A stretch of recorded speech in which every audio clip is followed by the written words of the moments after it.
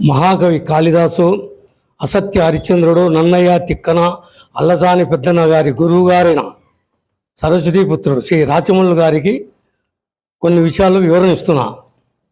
బీసీల గురించి మాట్లాడుతూ అన్ని తెలుగుదేశం కార్యకర్తలుగా ఎమ్మెల్యే గారు ఇస్తున్నారని మాట్లాడావు.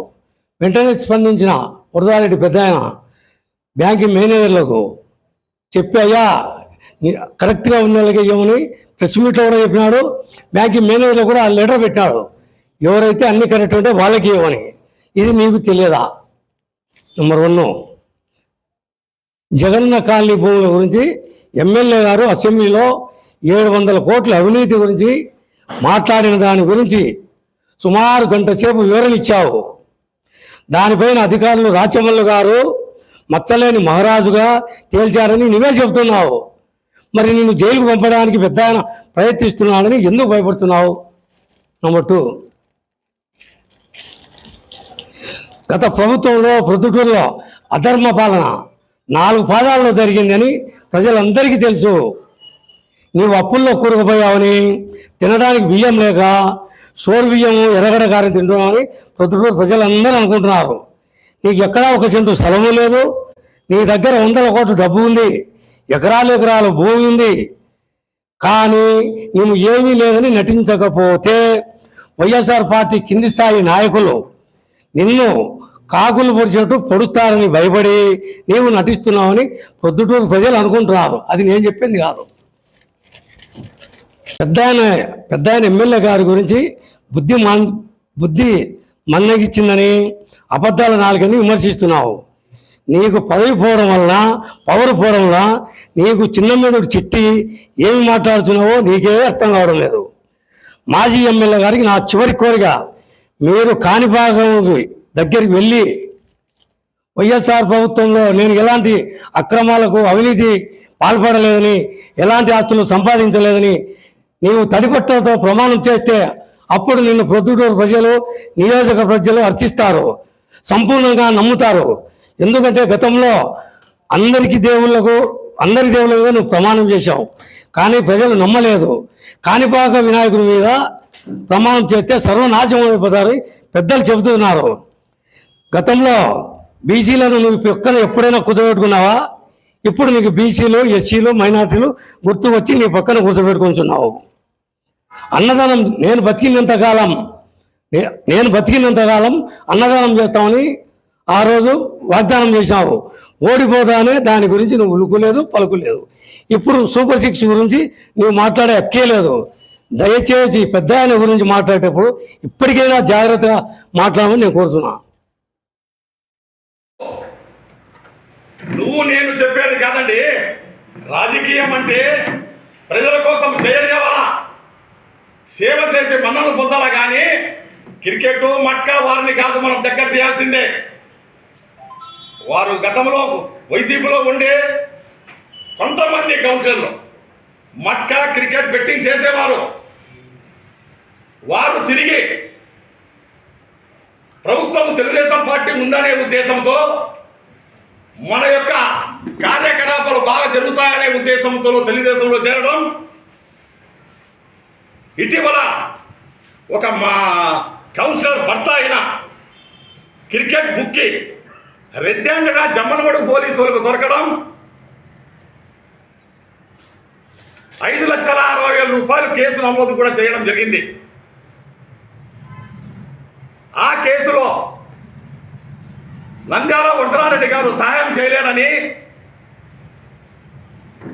బాధతో తిరిగి తన సొంత గుడికి కూడా పోవడం జరిగింది. ఎప్పటికైనా నంద్యాల వరదరారెడ్డి ఈ తప్పుడు పనులకు మనకు సాయం చేయడు, ఈ పార్టీలో మనకు విలువ లేదు, గత ప్రభుత్వంలో ఉన్న వారికాడికి పోతే మనకు స్వేచ్ఛ ఉంటుంది, సహాయాలు ఉంటాయి అనే ఉద్దేశంతో పోయినారు తప్ప అక్కడ ఏదో మంచివారు అనేది కాదు.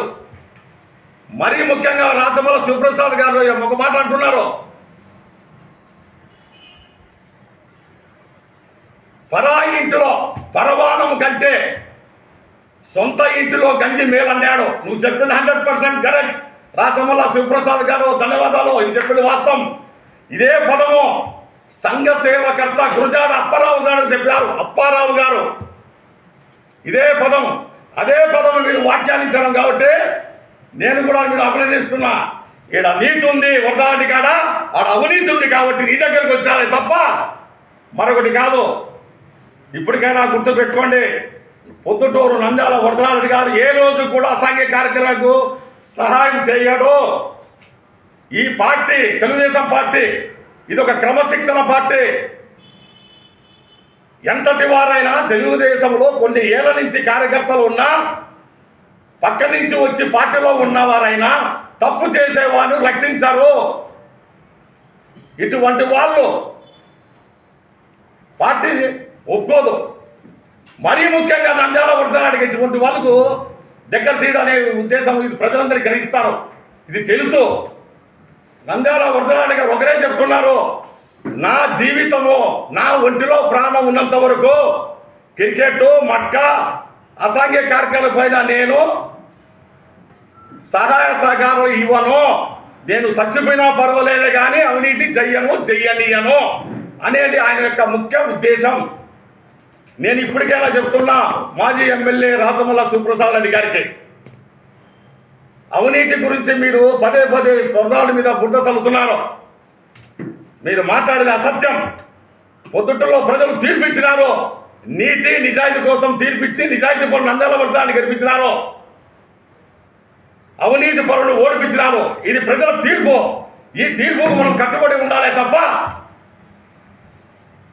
అవాకులు చెవాకులు పేర్చడం మంచిది కాదు. ఇది ఈ రకంగా మీరు అవాకులు చెవాకులు ఒక నీతిపరమైన ప్రెస్ మీట్లో చెబుతుంటే మీరు ప్రజల్లో చిన్న చూపు అయితారే తప్పగా మీరు గొప్ప వ్యక్తులు కారు అని నేను ఇతర పలుకుతున్నా. ఇప్పటికైనా ప్రజాసేవలోను ప్రజలకు సేవ చేయి, వాళ్ళ మన్ననలు పొందు తప్ప అవాకులు చెవాకులు పేర్చడం సబబు కాదు.